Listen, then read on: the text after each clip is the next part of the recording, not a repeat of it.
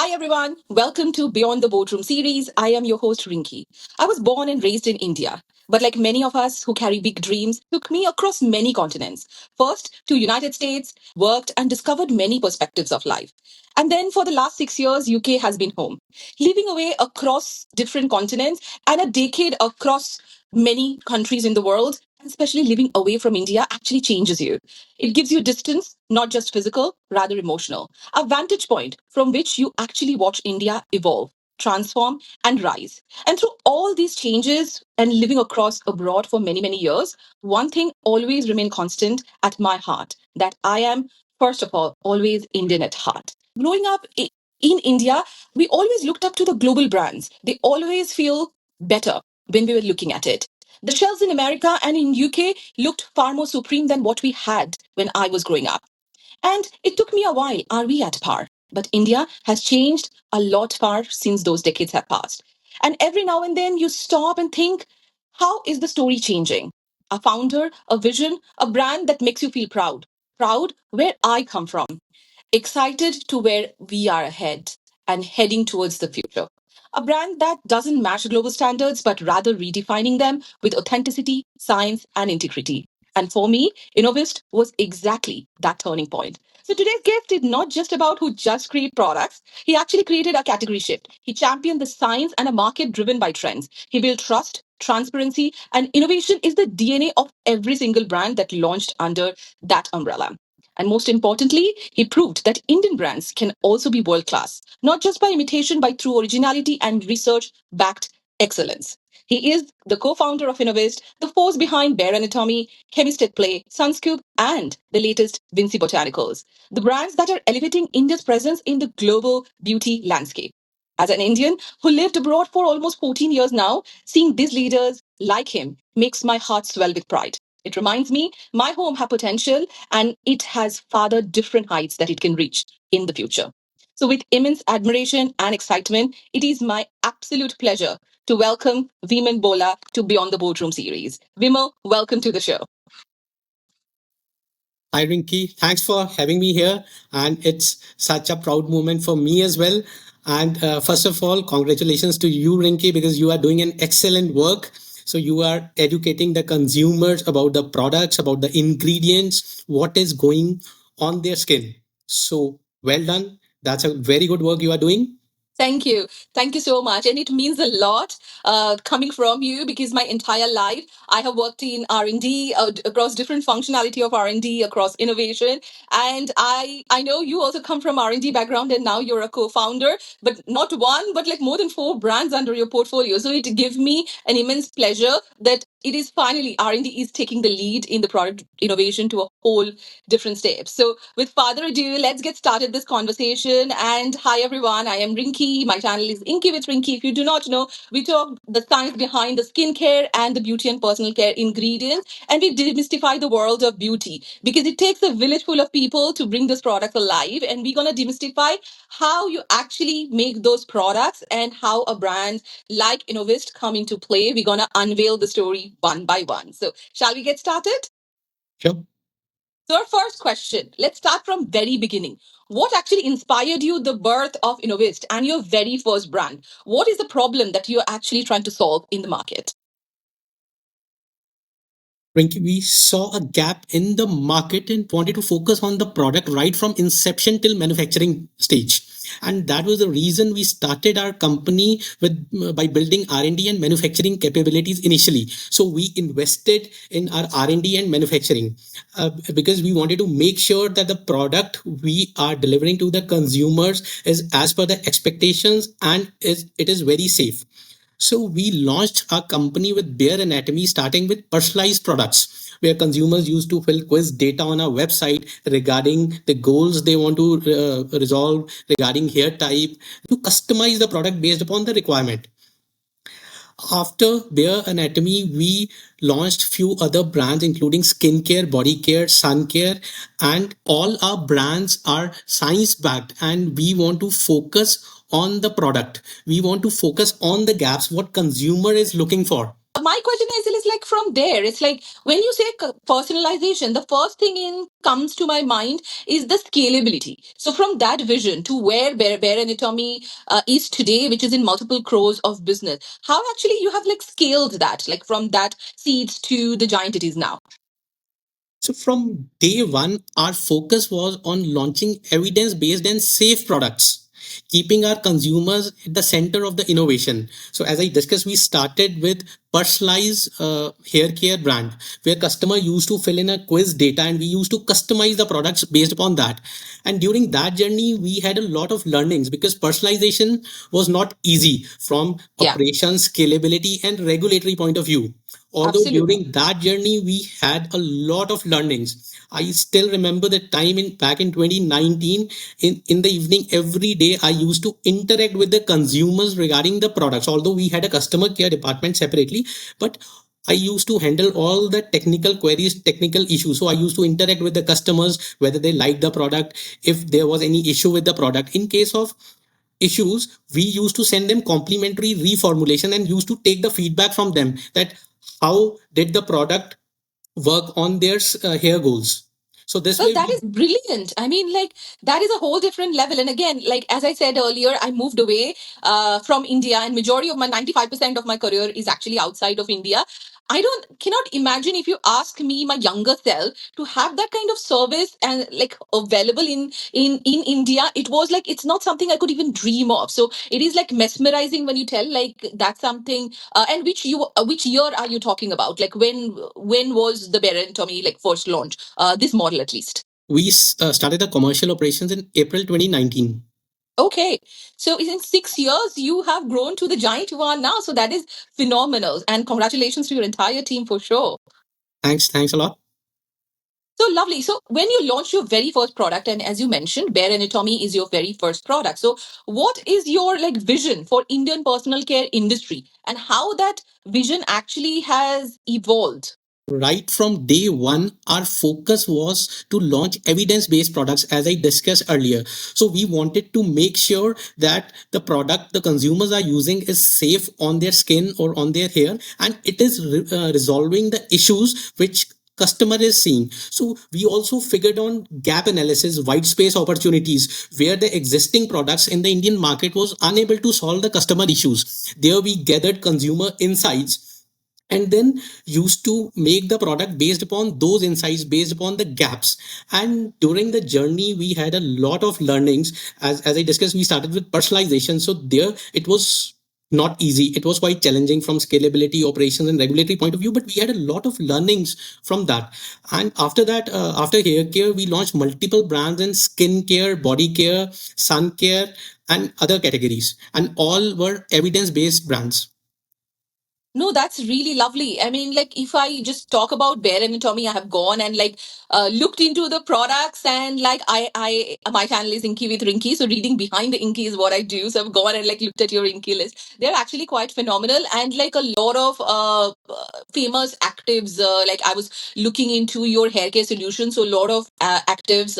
I know you also use Bicapil in your formulas, and like last week I was actually at Provital, so I met the founders, and like Awesome. we saw the behind the scenes how this beautiful active. So I went to their farm and actually saw like everything that goes behind the scenes. So it feels an immense pleasure that like Indian brands are actually embracing the world class actives at a clinical strength level. So yeah, I think that shift has happened in the last 10 years, which I didn't had a lot of options when I was growing up. And I think it was like only the international brands that were able to bring that level of clinical efficacy to the mass market of India and to crack it at a price point when like millions and millions of people are using like a science-led personalized beauty approach. I think Bare Anatomist was the very first one who cracked that. So at that time, when you launched Bare Anatomy, when India was not familiar with the personalization concept, how did you actually convince your consumer to like trust a data and the science-driven brand? What was your approach?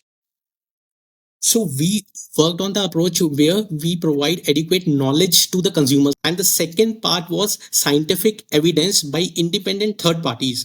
And Okay. the other part was quality assurance because we owned our manufacturing.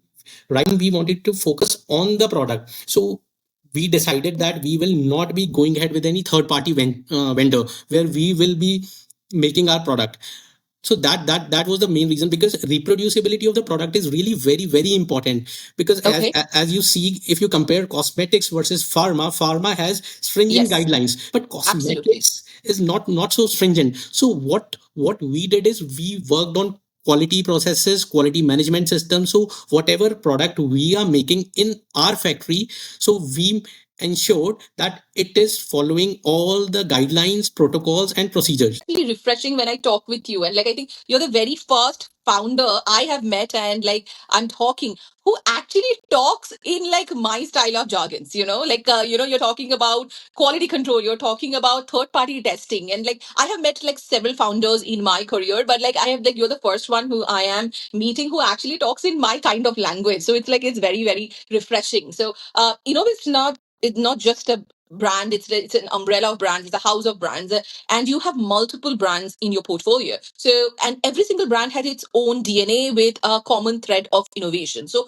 how is your brand different from each other in your eyes? They're all your babies, but how do you separate your babies? So, I want to highlight over here, none of our brand is cannibalizing any other brand. So we wanted Okay. to focus on specific categories: hair care category, sun care category, skin care and body care category. So we wanted to make them a separate thing, where separate teams are working on that, whether with respect to product development, manufacturing and other parts. And we wanted to convey a clear message to the consumers. Well, that's brilliant. And like, again, I'm even more surprised because I have worked on like even bigger conglomerates, but not necessarily we have a brand specific product development team or a brand specific R&D team. I myself in my career, in many of my roles, I have worked across skincare and I've worked across hair care as well as like makeup and cosmetics. So like having a separate team and a much more focused approach, I think that's why you have the success that you actually have yielded in a very short period of time. So it's like not just one, every single of your brand actually have its own story and have a own identity on its own. So help me explain, I think especially for the listeners who are thinking, it's like, why did you decide that it's actually time to launch a new brand, like when you started with Bare Anatomy, rather than having a franchisee or a portion or a subcategory on the under the same brand, because it's Bare Anatomy, you decided to launch a new brand. And again, like, to scale to it, because brand awareness takes forever, and to create a niche, like a carve in the market that hey, we exist, and the brand to be successful, known, scalable, it's a very tough job. So most of the time when the brand, they have created a success, they try to leverage that awareness. So having like separate social media teams, we live in the world of social, so having separate social media, separate campaigns, and like separate uh, brand launch momentum, how do you manage across so many brands? Like why did you choose to have that approach?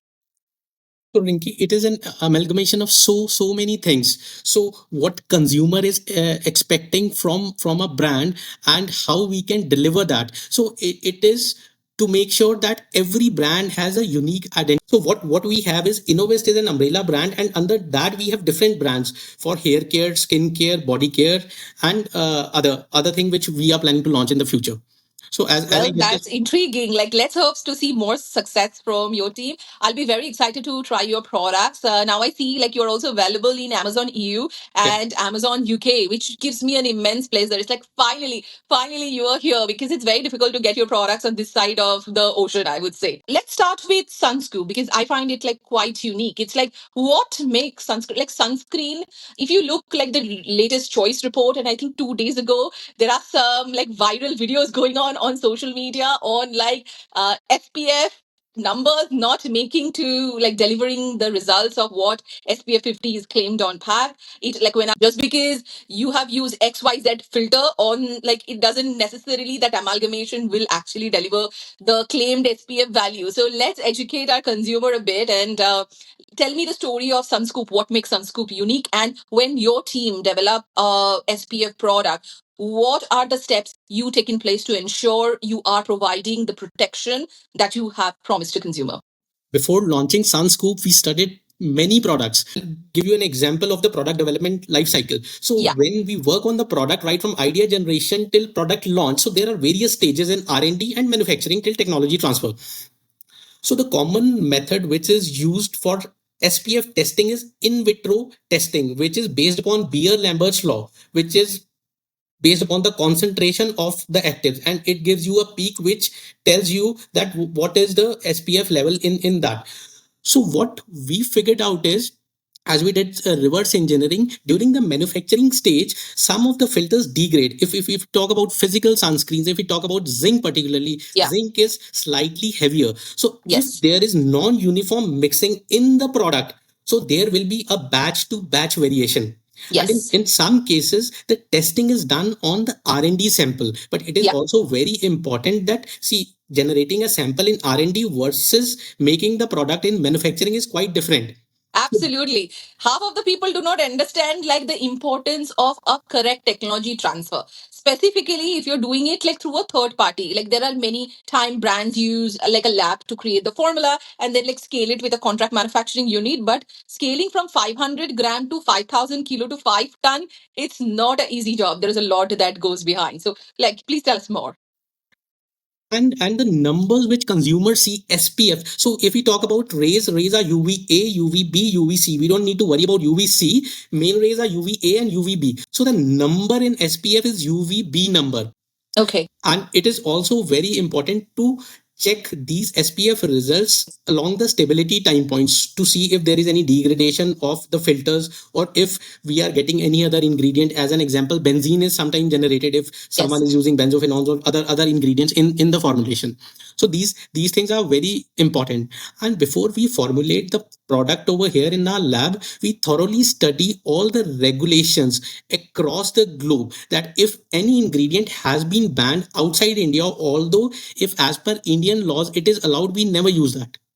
Yeah, benzophenone, it's like an excellent example. It's like I live in UK. So UK, even post Brexit, pretty much mirror what EU actually guidelines is. And like I personally believe EU has one of the strictest guideline in the entire world in terms of like the number of ingredients you cannot use and the number of allergens you need to declare. So if you're like, and your products are available in Germany, if I understand correctly, across like Amazon, Europe, and UK. So you definitely are positioning yourself to match that standard, because if you like, a lot of people doesn't know, even if you are not made in Europe, if you're selling in Europe, you actually have to comply to those guidelines. So like having your product seen here, so I can like pretty much understand how much effort the team actually has put like behind the scenes to match up to the guidelines, because these are restriction you have posed up on yourself as a brand. You didn't need it to as an Indian brand, but you chose to do like deliver a product at a higher standard. So it definitely is commendable.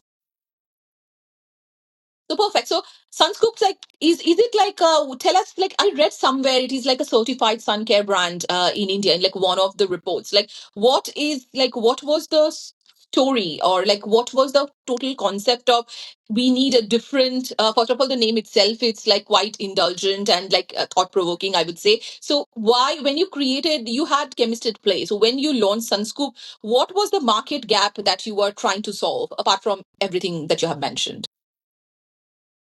Right. So, if you talk about Indian consumer, Indian skin type, so there is adequate melanin in the skin. So, but because of this pollution, because of these UV rays, because of ozone depletion, not particularly in India, but we wanted to focus on that, and we wanted to educate the consumers that sunscreen is very important for them. It doesn't matter if there is no sun, because consumers used to believe that if there is no sun, there is no Yes, UV radiation. absolutely. And like probably like I think like I did like a reel in the Instagram channel on that, because yeah, I mean growing up, like I hardly have used sunscreen growing up. That awareness didn't exist. Like I grew up in Kolkata and like we didn't had that awareness. I think once I moved to the West, it's like now I don't even step out of my home even to the balcony without sunscreen, like that of like a consumer I have become, because majority people like say there is no sun, there is no burn. Yes, UVBs are not there, but UVA, which is not the burning factor, they are still there, and like that actually have a much more long term damage. So please elaborate a bit.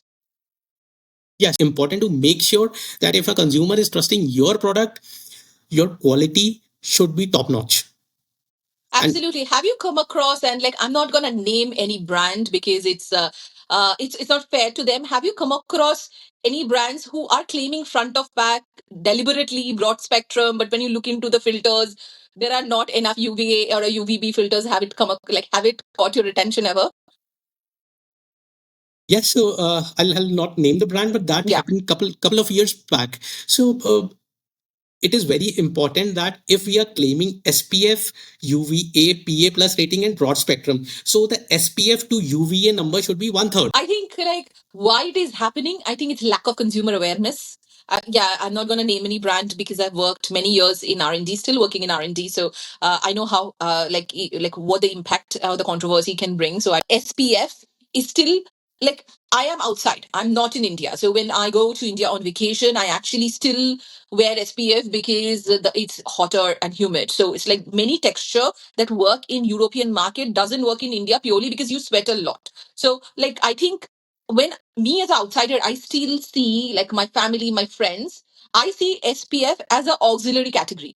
Like, what's your opinion? Do you think like it's still a primary product that the consumer would definitely buy, or is it like an add-on to the basket size? As a brand founder, what's your vision like for SPF? Where is India standing now for SPF? So because of internet penetration, because of consumer awareness, now consumers are becoming aware that what is going inside their product, and uh, via the knowledge, so much of knowledge available on each platform. So now consumers are getting aware of the things, what things should be used by them.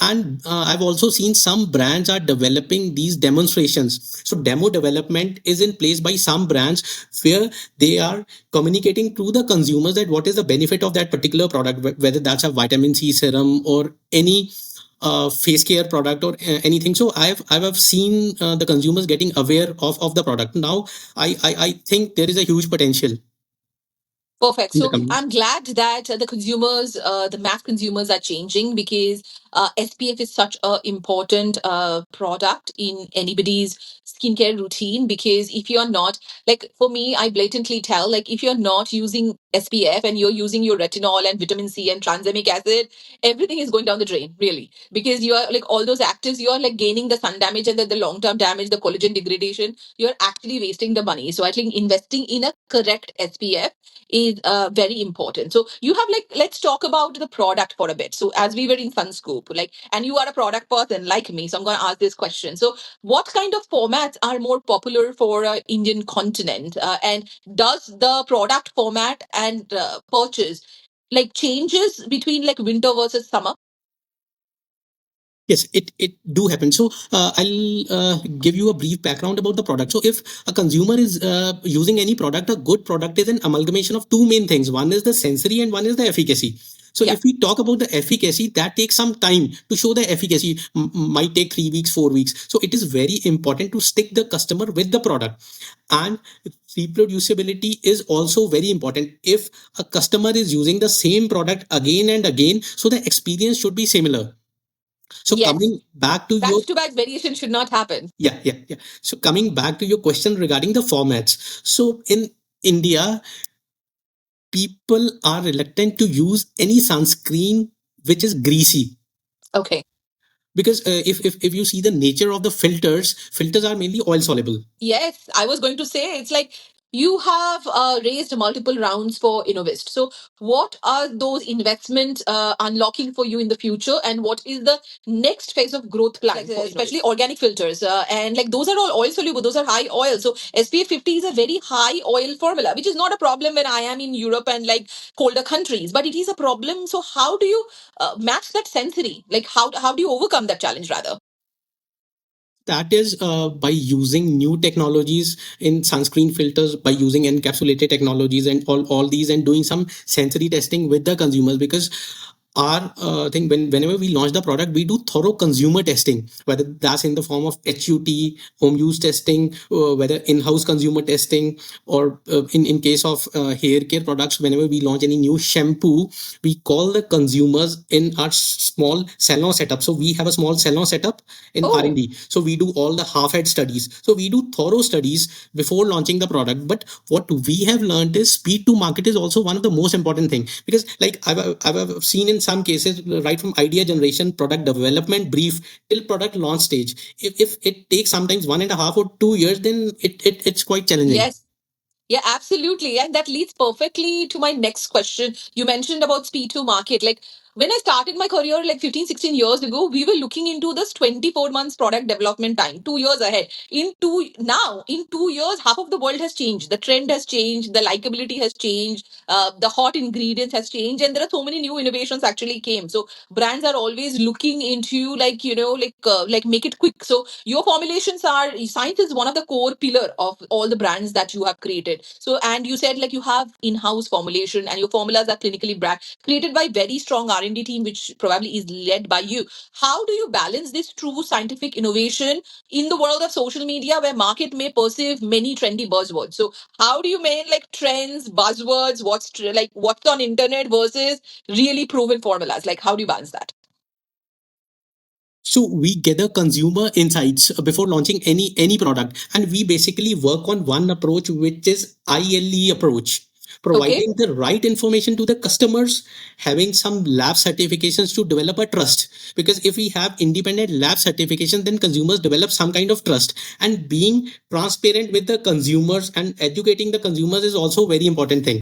So yes, you are right. Like brands are launching the products. Like if there is some base formulation, sometimes they are changing any ingredient and they are launching the product without doing proper stability. But what we do over here is we do proper stability assessment, and even if we are giving a shelf life of 36 months, we do thorough testing for RT samples. So Okay. we work as per ICH guideline. Once we have some confidence on the product risk in that, so we do a proper risk assessment for that, and then we launch the product. If the formulation is quite complicated, we extend the stability. We do thorough analysis. We do content analysis via chromatography. Like if we are claiming that we are adding any 4% of the ingredient in the product throughout the shelf life, we send it for chromatography or for other testings we are doing, and we ensure that it is complying as per the requirements, and then we launch the product. Well, that is phenomenal. And like, I love that there is so much of thought that is going into the product. I have worked across prestige category, and I have seen like even working in US and even working in UK, I have seen a lot of testing going in place. So stability, compatibility, external testing, it's pretty much like ingrained in majority of the established Western brands or the American or the European famous brands. It's great that the Indian brands are leading the way also, like with so much of thought and the transparency behind. So ingredient transparency is actually becoming a non-negotiable factor. And hence the reason I created the channel, because I think we have to clarify what, how, and like what and how we are not explaining enough. Like we are like whether it's niacinamide, whether it's tranexamic acid, whether it's salicylic acid, everybody is mostly buying because like yeah, salicylic acid is good, good, good, but why, how it is working, I think like we need to explain a little bit. And I loved, I think I saw one of your packages, maybe one of your ceramide product, and you actually described like the skin as besan laddu and like ceramide as ghee, which I like loved it. I think I like to have that kind of simple analogy to make your consumer understandable on printed packaging was brilliant. I have never seen nonetheless Indian brand, any brand in the world, to explain such a complex science in such a simpler manner. So kudos to your team. So how does Innovist actually build trust, communicate the science in a simple, authentic, transparent way? Where is the thought came from? Communication is transparent with respect to the consumer experience. See, if a consumer is buying your product for the first time, that is because of the marketing. If we are getting the repeat customers, then it is based upon the experience, same experience again and again. If we are maintaining the quality of the product, then definitely the consumer will come again. And if a consumer is able to see the difference for which he or she has bought the product, then definitely the consumer will come again and again. And it is via communicating the benefit of the product by independent test reports, stability reports, and by gaining the trust. So these things are very important to make sure that the consumer is coming back to purchase your product. Yeah, and I think we live in the world of there is a term called skin switchers. So I think the brand loyalty, what it was 20 years ago versus now, it's a very different. I think, especially the Gen Z consumers, they switch their mind quickly. So they like move on from brand. So I think like customer acquisition and customer retention is a two different ball game, and it's two equally difficult tasks. So it's like, I'm glad that you mentioned about like the repeat purchase. So between like, which are like, what's your observation between like skin versus hair, and like how is the repeat purchase or the attraction point differs between like, if I have to choose from Bare Anatomy and Chemist at play, what is the strategy that has worked for your There are multiple things our team is working on, strategies to retain the customers, whether it is by the same consumer experience, whether it is educating the consumers, telling them the right kind of information, what the customer is looking for. And price point is also a very important point in that. So in the Indian market, like, do you like between each of your brand, like, do you sit in the mass category, do you sit in the masstige, or do you sit in the prestige category? We are not a mass market brand, so we are neither at the top level. So we are in between both, not a massy brand and not a super premium thing. So use like, I think like Mastige is like in European world we call it as Mastige. I think Mastige is the is the most comfortable brand. So if you look like CeraVe, Cetaphil, which are like the global brand, which Yeah. are at the drugstore level, but still like it gives, because good ingredients takes money. If anybody doesn't understand, good ingredient takes money. R&D takes a lot of money, and like having, do you think like having an in-house R&D and an in-house manufacturing unit, it has given you an advantage versus a white labeling method? Yes, so that has given an edge. So what we do, there are two things. One is speed to market is one of the most important thing, because if we have our in-house R&D, then the trials are much faster. The consumer testing is done at a much faster level versus if we are relying on any third party vendor. And the second thing is manufacturing. So we can maintain the quality of the product and the cost of the product. So I'll give you an example of a third party. Let's say if I want to launch any skin cream and I'm relying on the third party vendor, so there are no specific methods I can apply over there to make sure that the product quality is consistent. Although there are FPS, which is known as finished product specifications, based upon that they can check the appearance, content, and all that. But the thing is that there can be a batch to batch variation. So in case of multinational companies and all that, so they keep a separate quality team over Yeah. there in third parties. But it is Yes. not possible for a startup to have a separate team in at a third party setup to make sure that everything is going is the right. And in some cases the third party do not allow any external vendors to just check their formulation whatever we are adding. And the other part is having in-house R&D also helps in IP, intellectual property. So if we have our R&D lab, so what we can do is we can work on the formulations, we can work on the patents, we can trademark those things, so which helps to build in IP. And other thing I want to add is like having in-house R&D also helps in cost optimization. People consider it as an additional cost, but it is not an additional cost. So I'll give you an example of that. Like let's say if we are working on a shampoo formulation, if there are Yeah. total 10 ingredients, so, in order to launch the product with speed, those ingredients are qualified. Consumer testing is done on those ingredients. But in order to sustain the business, it is also very important to qualify additional vendors to optimize the cost. Yeah, I am glad that you actually mentioned that point, because I think when people see the world of cosmetics from outside, they think like NPDs are very time consumers. Nobody think of EPDs, and EPDs on cost optimization, especially when you are making one shampoo for 10,000 units versus one shampoo for 1 million units. It is so important to qualify multiple vendors for the same material where you can, like something like glycerine or propylene glycol or propendiol, where multiple vendors are available. How smooth your life can be if you have multiple vendors to choose from on the same spec sheet without impacting your supply chain. Because one material, one vendor, it is out, you're out of stock, which has a huge impact. So, yeah, tell us a bit more. So, it's fascinating when you're explaining.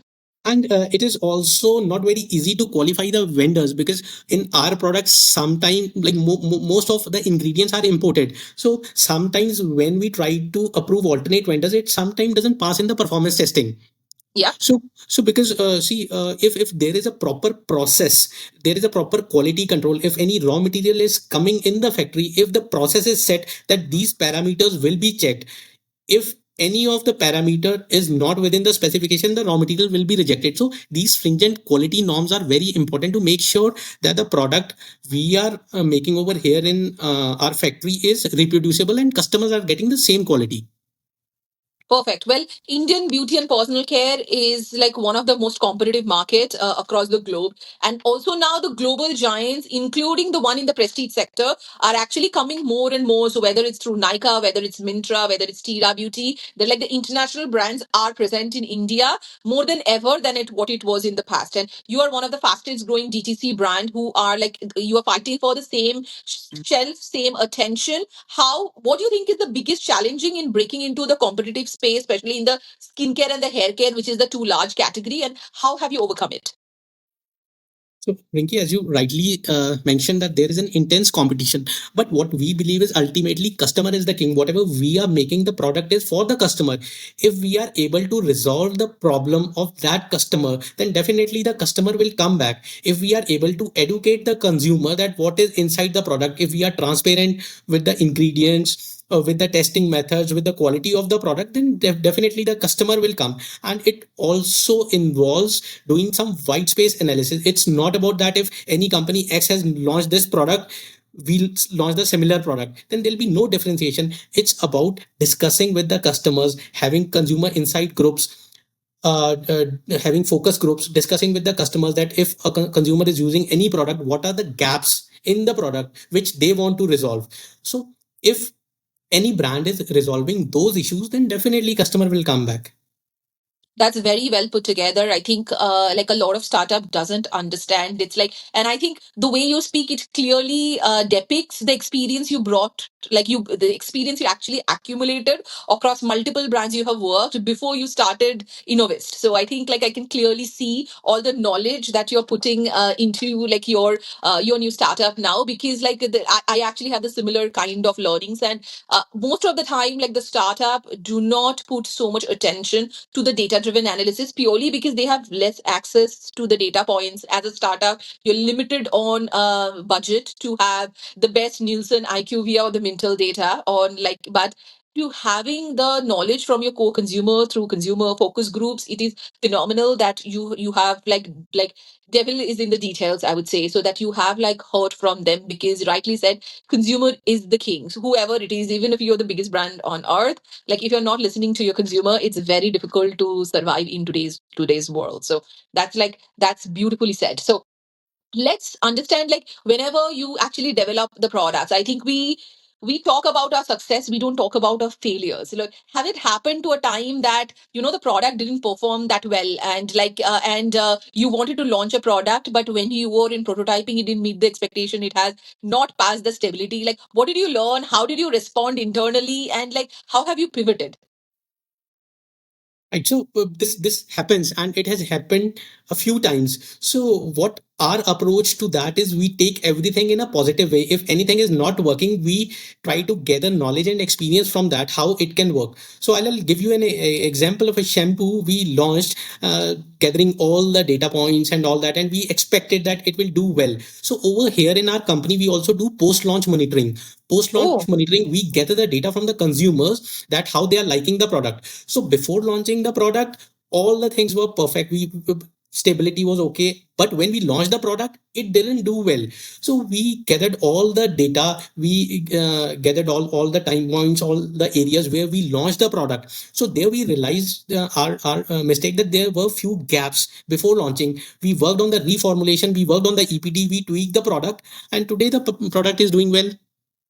well, that's phenomenal. And I'm so glad you actually shared that story, because I think like a lot of time the consumers understand it's like it's always on the up and it's always on the high side and high tide. But it is not the case. We have several failures behind the scene and we learn from the failures. And it's like how we actually utilize the knowledge and learnings and like pivoted to the market. So I'm glad that you shared the story, because it definitely have plenty of times in my career. Like, and it happens. That's the reality of the world of R&D and D and the product innovation. So it happens. So with that being said, I am going to ask you, between all of your product across multiple brands, what is your favorite product from each brand? If you have to choose one. uh Bare Anatomy Anti-dandruff shampoo. Oh, lovely. I'll tell you the story before launching this product. So, as I discussed in the very beginning, we do a thorough regulatory check. So, Mm-hmm. what we realized is in anti-dandruff shampoo, zinc pyridine was the main ingredient that was Yeah. being added in the shampoo. But we saw some changes in the regulations in Europe, where above 1% that came under separate category under pesticide Yeah. and all that. So, we worked on some new ingredients. So, here, what we do when we are working on any product, if we want to move to international market, then we don't need to reformulate the product. If it is Yes. compliant as per the international market, we don't need to tweak the formulation. We can launch the same formulation if the consumer data is acceptable, if the sensory data is acceptable to that type of consumers. Play underarm roll on. So we were the I have first heard one. about that. I have not tried that. Like, you have to send me one. It's like I have watched actually multiple videos on people raving about that, like roll on. So tell me more, like what's special? It's like, what have you put? And like, it's your favorite too. So, like, tell me a little bit more. But I have watched at least like 20 videos on different influencers talking about that roll on and like raving about it, how much they love. So just tell me a little bit more. What we realize is like some of the products in international market were antiperspirant where aluminum chlorohydrate was added, but we Yeah. wanted to take a separate approach because initially we had a clear thought that we don't want to stop the sweat, we want to work on the bacteria, and we were the first one to launch with AHAs. So there are other Underarm AHS. companies So basically, underarm you are intentionally making the environment in a much acidic, so the bacteria does not even have an environment to grow. yeah. Okay, well, that's quite intelligent, I would say. So yeah, I'm quite intrigued to try this one. So like, I am definitely gonna like get one for myself and like gonna try it. So from Sunscoop, like, what's your favorite? Hydrating fluid which we launched. So we were discussing about the consumer data, what Indian consumers are expecting, so they don't want a product which has high oil content, Okay. because if a consumer is using in high humidity environment, then it's a problem for the consumers.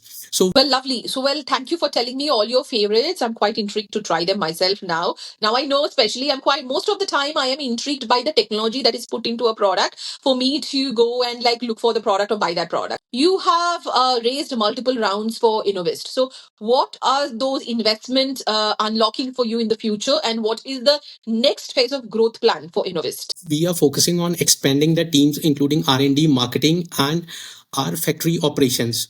So as we are growing in numbers, so it is very important to optimize the supply chain and production capabilities and R&D capabilities. So we are working to expand those teams. R&D is such an important functionality. Maybe I'm biased because I've always worked in R&D, but like I personally feel like brands who have their in-house R&D or at least have a portion of the R&D team to have the technical knowledge in-house definitely like stands outside. There are different models available for the product development and for based on the brand it works. But like I personally feel if you have an in-house team, you have a little bit age and you tend to bring like a products at a much cost effective way. So like I think that that's really brilliant and very happy for it. But as you scale fast, like because you are very growing, like what's the like which what is the future vision? Like as you scale, it's like it's 6+ years now for Innovist. So how do you think you will be able to safeguard your product quality, your consumer trust, and the brand integrity as you are like doubling or tripling your numbers? Yeah, very important question. So definitely, as we scale, so it is very important to make sure that the processes are there. As I discussed earlier, quality management system is there, protocols are there.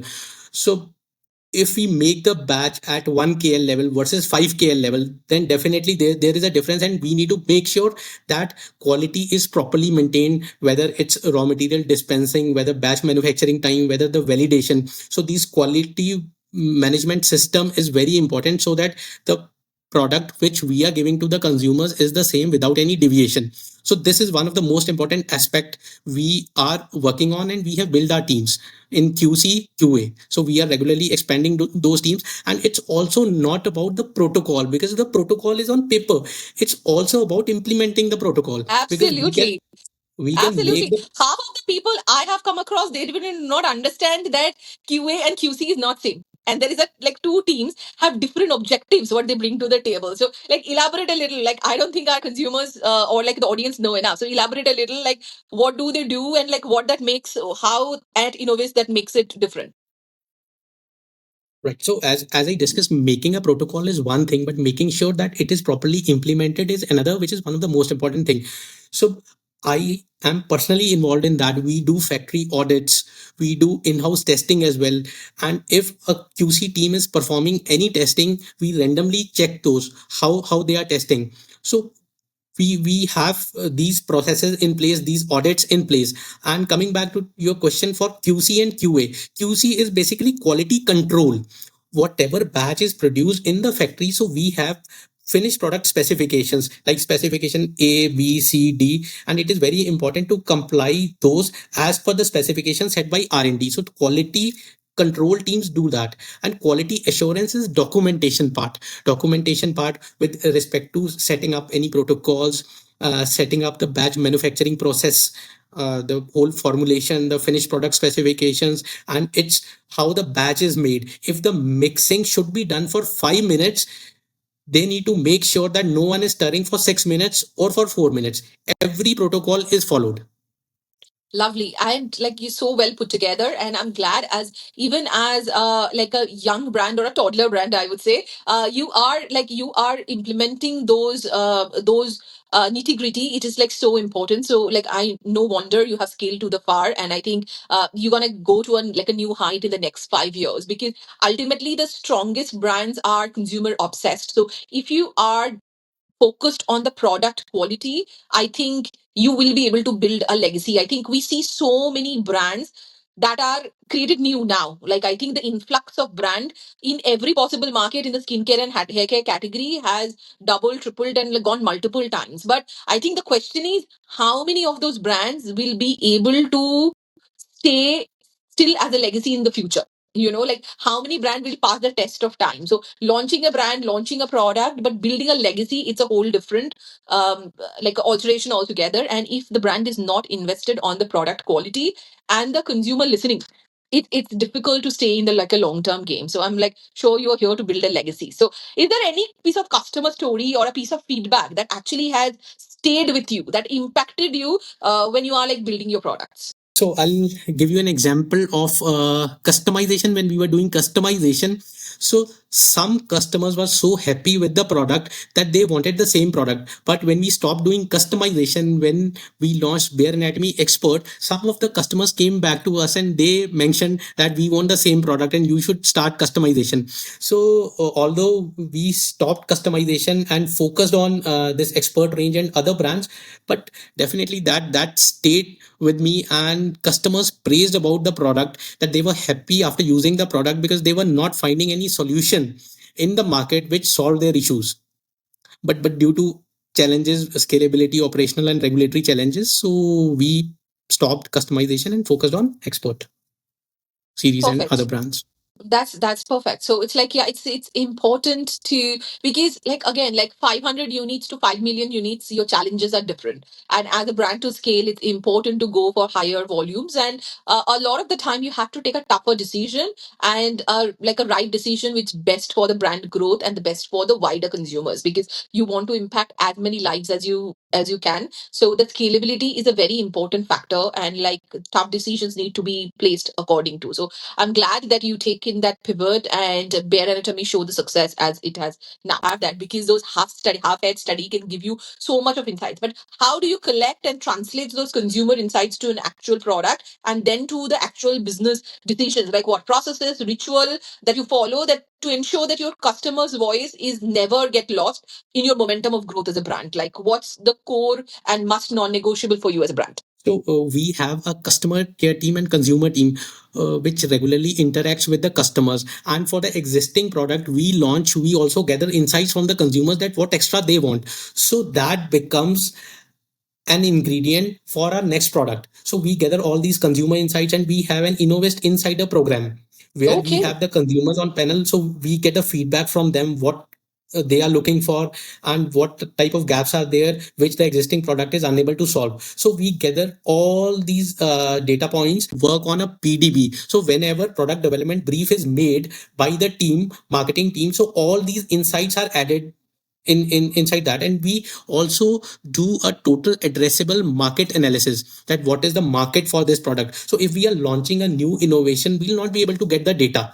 So Yeah. that's somewhere a gut feel or like insights from the consumers, from our family members as well. And then once the PDB is made, product development brief is made, then we discuss with various stakeholders whether we have the manufacturing capability of this product, the cost of this product, COGS analysis, what will be the MRP for this product, market share which we want to capture. So these all insights we gathered in this development brief, and then we start working on the product. Well, like, thank you for explaining it. So, but let's talk about the leaders behind this brand. So, you as well as the other founders. As a co-founder, what's your personal leadership philosophy? And like, when it comes to balance, creativity, science, and business goals, like, what's your approach to the leadership? We are total three founders over here. So each one having complementary skills. So I'm taking care of technical side of the business, and my other two co-founders are taking care of marketing, branding, finance, and other initiatives. So this way, like we have our own domains. So we take care of our own domains. So my style of working is I give independence to the team. So what my way of working is, like I set up the OKRs, KPIs, that what we are expecting from the team members. And the other criteria is not to micromanage the team so that they can develop an independent thinking. And we have some in-house innovation sessions as well where everyone is involved. So this way the team gets motivated. And if you are not micromanaging the team, so they develop a sense of responsibility. Absolutely. And like many, I have come across many mentors in my career that I have worked with many brands in my career. And I think like having the open setup and the creating the sense of responsibility actually helps the individual to grow in their career and grow in their in the growth journey also, and which actually positively impacts the brand. So it depends a lot on the managers. And like there is a saying like the people doesn't leave the company, they leave the boss. So it depends on like, what's your leadership style that depicts the overall company culture. And I think the growth and the company culture are two equal parameters for a legacy to form. So you like one cannot exist without the other, like especially if you want to stay have a brand that will like stand in the test of time. So that's really nice to hear that from you. As a founder, you mentioned you have co-founders and differing opinion is quite natural. How do you navigate disagreement, whether it's with your co-founders, whether it's with your team, and like how do you keep the culture healthy? As I discussed, we had three co-founders, each one having complementary skills. So definitely in that journey, sometimes there are disagreements between the team members. So the idea is to, if there is any query, if there is any issue, gather multiple points. So if we want to launch a product, if we are confused, so take a feedback from wider team members, what they do, kind of like voting and all that, what other people think. As an example, I would like to give, see, if we want to add a fragrance in the product, fragrance is quite subjective. Yes. If the product comes to me, I might like that fragrance, other people may say that no, this is not good, because that is subjective. So we send it to multiple team members and take a thorough like do a thorough analysis, which one wins, the majority, whatever majority is saying, we go ahead with that. Well, that's good. I think like when you do a poll and you go with the majority, your chance of success is definitely higher. So it's been wonderful talking about you. We are almost towards the close of the session, so I'm gonna ask one final question before I let you go. Thank you so much for joining. Such an insightful conversation. So on the closing note, what is your vision for Innovist in the next 5 years? We want to keep launching innovative products, solving consumer expectations, solving consumer problems. So that is the vision, and we want to see the products in each household where consumers trust this brand. So this brand should be equivalent with performance and honesty. So that is our vision. So if anyone is taking Innovest name, so that should be like, customer should think that the product will be safe, no issues, and the goal for which they are taking the product will be solved.